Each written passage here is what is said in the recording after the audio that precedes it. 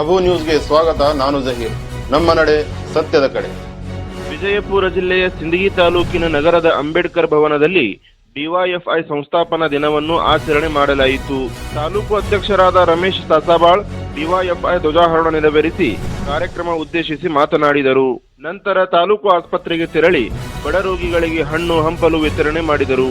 ಈ ಸಂದರ್ಭದಲ್ಲಿ ಮುಖ್ಯ ಅತಿಥಿಗಳಾಗಿ ಕಡ್ನಿ ಗ್ರಾಮ ಪಂಚಾಯಿತಿ ಮಾಜಿ ಅಧ್ಯಕ್ಷರಾದ ಸಿದ್ದರಾಮ ತಳವಾರ್, ಡಿವೈಎಫ್ಐ ಯುವ ಮುಖಂಡರಾದ ಪರಶುರಾಮ್ ಬಗಲೂರ್, ಪ್ರಕಾಶ್ ಹಾದಿಮನಿ, ಪುಂಡಲೀಕ್ ಬಿರಾದಾರ್, ಕಾಜಪ್ಪ ಹೊಸಮನಿ, ಮಲ್ಲು ತಳವಾರ್, ಭೂತಾಳಿ ತಳವಾರ್, ಗೊಲ್ಲಾಳ್ ಗೊಲಗೇರಿ ಸೇರಿದಂತೆ ಶಾಲಾ ಮಕ್ಕಳು ಹಾಗೂ ಇನ್ನಿತರರು ಉಪಸ್ಥಿತರಿದ್ದರು.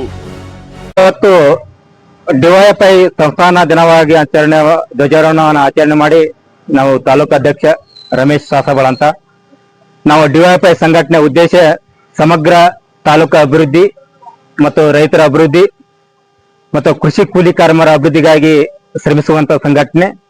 ಇವರ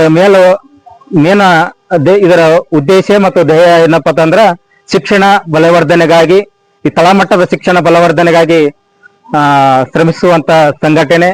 ಅದೇ ರೀತಿಯಾಗಿ ತಾಲೂಕಿನಲ್ಲಿ ಅಂಗನವಾಡಿ ಮತ್ತು ಹಾಸ್ಟೆಲ್ ವಿದ್ಯಾರ್ಥಿಗಳ ಬಲವರ್ಧನೆಗಾಗಿ ಮತ್ತು ಇವತ್ತು ರೈತರಿಗೆ ಬೆಳೆ ಪರಿಹಾರಗಾಗಿ ಆಗ್ರಹ ಮತ್ತು ಇನ್ನಿತರ ವಿಷಯಗಳನ್ನು ಇಟ್ಟುಕೊಂಡು ಇವತ್ತು ಉದ್ಘಾಟನೆ ಮಾಡಲಾಗಿದ್ದು, ಇವತ್ತು ಮೋದಿ ಸರ್ಕಾರ ಅವರು ವರ್ಷಕ್ಕೆ 2 ಲಕ್ಷ ರೂಪಾಯಿ 2 ಕೋಟಿ ಉದ್ಯೋಗ ಕೊಡ್ತೀನಿ ಅಂತಂದು ಆಶ್ವಾಸನೆ ಕೊಟ್ಟು ಅದು ಹೆಸರಿಗೆ ಮಾತು ತೆಗಿತಾ ಇಲ್ಲ. ಅದೇ ರೀತಿಯಾಗಿ ಯುವಕರಿಗೆ ಬೇರೆ ಉದ್ಯೋಗ ವಿಷಯಗಳನ್ನ ಮರೆಮಾಚಿ ಜಾತಿಗಳ ಬಗ್ಗೆ ಯುವಕರಲ್ಲಿ ಬಿತ್ತನೆ ಮಾಡ್ತಾ ಅದನ್ನು ಹೋಗಲಾಡಿಸುವ ಉದ್ದೇಶದಿಂದ ಈ ಸಂಘಟನೆ ಮುಂದುವರಿತದಂತ ಹೇಳಿ ನಾನು